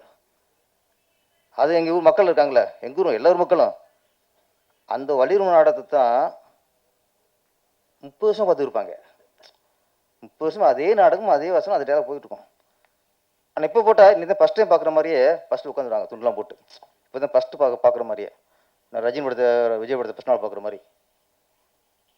அதில் வேலன் வேடன் விருத்தன் அப்படின்னு யார் ராஜபட்டு யாரோ அவங்க பேரை போடுறதுக்கு போடுவாங்க. வேலன் வேடன் விருத்தன். டைட்டில் வள்ளி திருமணம். இதில் வேலன் வேடன் விருத்தன் நடிப்பவர் உடையப்பா முத்தப்பா அப்படின்னு பேர் போடுவாங்க. அதனாலே இது வள்ளிமலை அப்படின்னாலே வேலை வந்துடணுங்க. ஒரு டைலாக் புரிஞ்சுல, வேலன் தான் மாப்பிள்ளைன்னா பொண்ணு வேற யாரு? வள்ளி தான், அதானே? ஆமாம். அப்புறம் வள்ளியும் வெற்றியும் சேர்ந்துட்டாரு, வெற்றி தான். இந்த படம் மிகப்பெரிய வெற்றியடைய வாழ்த்துக்கள். நன்றி, வணக்கம். வணக்கம். நான் ரொம்ப நேரம் பேசலை, ஒரு 2 நிமிடங்கள் எடுத்துக்கொள்வது. திரு நாகரத்னம் அவர்கள் பைவலசா ஊராட்சி மன்ற தலைவராக இருந்தவர். அந்த ஊர் மக்களுக்கு மிகவும் சிறந்த சேவைகளை செய்து கொண்டு வருபவர், செய்திருக்கின்றார், செய்து வருபவர். அவர் பெண்கள் மீதான, அதாவது அவருக்கு அந்த ஊர் மக்கள் பெண்களுக்கு ரொம்ப உதவி செய்பவர். அவர் ஒழுக்க சீலர், தனிமனித ஒழுக்கம் அவரிடம் இருக்கின்றது. அதுக்கு ஒரு உதாரணம், தன்னுடைய காரினுடைய ஒரு பக்கத்து சீட்டில் வந்து யாரையும் ஆம்பளையில கூட உட்கார விடுறதில்லை, ஒன்லி அவரோட ஒய்ஃபை மட்டும்தான் உட்கார விடுவார். அப்படிப்பட்ட ஒரு தனிமனித ஒழுக்க சீலர். அவருக்கு வாழ்த்துக்கள். இந்த படத்தை நடித்த அவருக்கு வாழ்த்துக்கள். அதே போல திரு மோகன், இயக்குனர் மோகன், என்னால் என்னுடைய படத்துக்கும் அவர் கேமராமேனாக இருந்திருக்கின்றார். அந்த வேளையிலே நான் பார்த்து ரொம்ப கஷ்டப்படுவேன். என்னென்னா காடு மேடு கல் முள் எல்லாத்துலேயும் இரவு பகல் ஒரு 12 மணி கூட வெறுங்காலோட அவர் போய் கேமரா பண்ணும்போது ரொம்ப வலிக்கும், இது பண்ணும், ரொம்ப நம்மளுக்கே மனசு வலிக்கும். இவர்கள் என்ன சொன்னாலும் இங்கே மேடையிலே சில பேர் சொன்னார்கள். ஆனால் நான் என்று அந்த இதை வந்து அவர் விட வேண்டும், இன்றிலிருந்து அவர் காலணி அணிய வேண்டும் என்று சொல்லி மேடையில் உள்ள அனைவரின் முன்பாக அவருக்கு காலணியை கொடுத்து அணிய வைக்க விரும்புகின்றேன். நன்றி, வணக்கம். வள்ளிமலை வேலன் படத்துடைய இயக்குனர் அவர்களுக்கு அவருடைய அந்த 30 ஆண்டு கால விரதம் அப்படின்னே சொல்லலாம். காலில் செருப்பு இல்லாம அவர் வந்து இருக்கிறது, படத்தை வந்து எடுத்து முடிச்சிட்ட பிறகுதான் போடுவேன்ட்டு. இந்த படம் வந்து ரிலீஸ் ஆகி வெற்றி பெற வாழ்த்துவோம். ஸோ அதற்கான ஒரு சிம்பிளா தான் அவர் கையில வந்து வாழ்த்துக்கள் சார்.